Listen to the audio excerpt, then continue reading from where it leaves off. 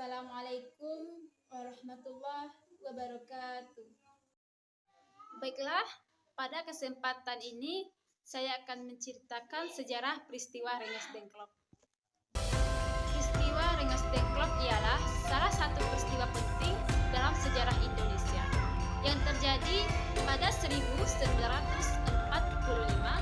sehari sebelum kemerdekaan Indonesia. Pada tahun 1945, Jepang yang telah menduduki Indonesia sejak 1942 berada di ambang kekalahan dalam Perang Dunia II setelah bom atom dijatuhkan di Hiroshima dan Nagasaki. Situasi ini menciptakan ketidakpastian politik di Indonesia, dan para pemimpin gerakan kemerdekaan Indonesia mulai mempertimbangkan waktu yang tepat untuk memproklamasikan kemerdekaan. Dua kelompok, golongan tua dan golongan muda. Dalam pergerakan kemerdekaan Indonesia terdapat dua kelompok besar, yaitu golongan tua dan golongan muda. Golongan tua dipimpin oleh Soekarno dan Hatta. Mereka lebih berhati-hati dan menunggu waktu yang tepat untuk memproklamasikan kemerdekaan, terutama setelah mendapatkan janji kemerdekaan dari Jepang. Golongan muda, kelompok ini lebih radikal dan bersemangat untuk segera memproklamasikan kemerdekaan tanpa menunggu bantuan atau pengaruh dari Jepang. Mereka merasa momentum tepat setelah kekalahan Jepang harus segera dimanfaatkan. Peristiwa penculikan Soekarno dan Hatta. Golongan muda yang terdiri dari tokoh-tokoh seperti Khairul Saleh, Soekarni, dan Wikana merasa bahwa Soekarno dan Hatta terlalu lambat dalam mengambil keputusan untuk proklamasi. Mereka khawatir bahwa jika menunggu terlalu lama, kekosongan kekuasaan yang terjadi setelah kekalahan Jepang bisa diambil alih oleh pihak lain, termasuk Belanda yang berusaha kembali ke Indonesia. Untuk mempercepat proklamasi, golongan muda mengambil langkah radikal dengan menculik Soekarno dan Hatta ke sebuah tempat terpencil di Rengas Dengklok, sebuah kota kecil di Kerawang, Jawa Barat. Tujuan mereka adalah menjauhkan Soekarno dan Hatta dari pengaruh Jepang dan mendorong mereka untuk segera memproklamasikan kemerdekaan. Perdebatan di Rengas Dengklok.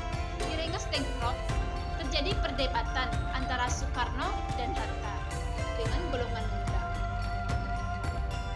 Perdebatan di Rengas Dengklok. Di Rengas Dengklok terjadi perdebatan antara Soekarno, Hatta dengan golongan muda. Soekarno dan Hatta tetap bersikukuh bahwa mereka perlu menunggu momen yang tepat dan mempersiapkan proklamasi dengan baik. Namun, di sisi lain, golongan muda menuntut agar kemerdekaan segera diproklamasikan. Pada akhirnya, terjadi kesepakatan bahwa proklamasi kemerdekaan akan dilaksanakan secepatnya setelah Soekarno Hatta kembali ke Jakarta. Soekarno meminta jaminan kepada golongan muda bahwa proklamasi tidak akan disertai kekacauan atau kekerasan. Kembali ke Jakarta dan proklamasi. Pada malam 16 Agustus 1945, setelah negosiasi yang cukup panjang dengan golongan muda, termasuk diantaranya bantuan dari Laksmana Maida, seorang perwira Angkatan Laut Jepang yang mendukung kemerdekaan Indonesia. Soekarno dan Hatta dibawa kembali ke Jakarta. Di Jakarta, mereka mulai mempersiapkan teks proklamasi dengan bantuan beberapa tokoh lainnya. Pada tanggal 17 Agustus 1945, pada 17 Agustus 1945 di rumah Soekarno di Jalan Pegangsaan Timur nomor 56 Jakarta, Soekarno membacakan teks proklamasi kemerdekaan Indonesia yang menandai lahirnya negara negara Indonesia yang merdeka. Peristiwa Rengas Dengklok menandakan adanya dinamika dan perbedaan strategi dalam memperjuangkan kemerdekaan. Meski ada ketegangan antara golongan muda dan golongan tua, kejadian ini menunjukkan bahwa kedua pihak memiliki tujuan yang sama, yaitu kemerdekaan Indonesia. Pada akhirnya, kolaborasi antara golongan muda yang radikal dan golongan tua yang lebih berhati-hati menjadi kunci dalam proklamasi kemerdekaan. Jadi, peristiwa Rengas Dengklok menjadi momentum penting dalam mempercepat proklamasi kemerdekaan Indonesia.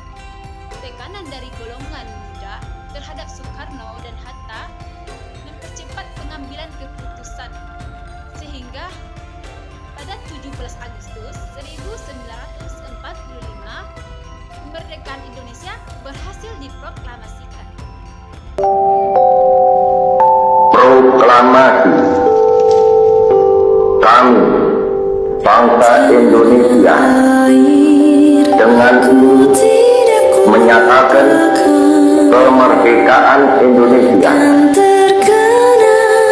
Hal-hal yang mengenai pemindahan kekuasaan dan lain-lain diselenggarakan dengan cara saksama dan dalam tempo yang sesingkat-singkatnya.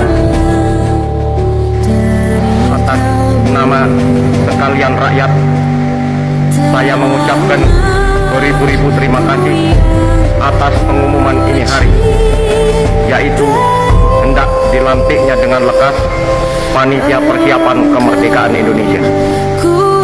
Kami sekalian amat terharu atas luhur budi yang maha mulia Teno Eka.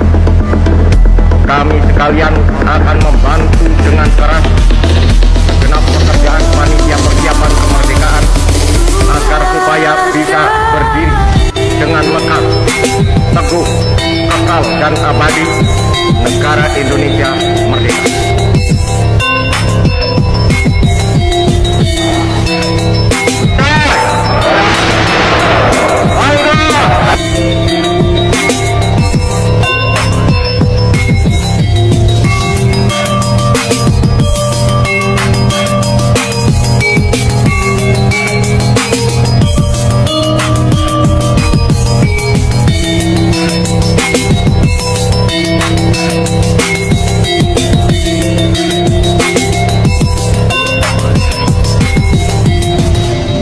Yang dapat saya sampaikan. Assalamualaikum warahmatullahi wabarakatuh.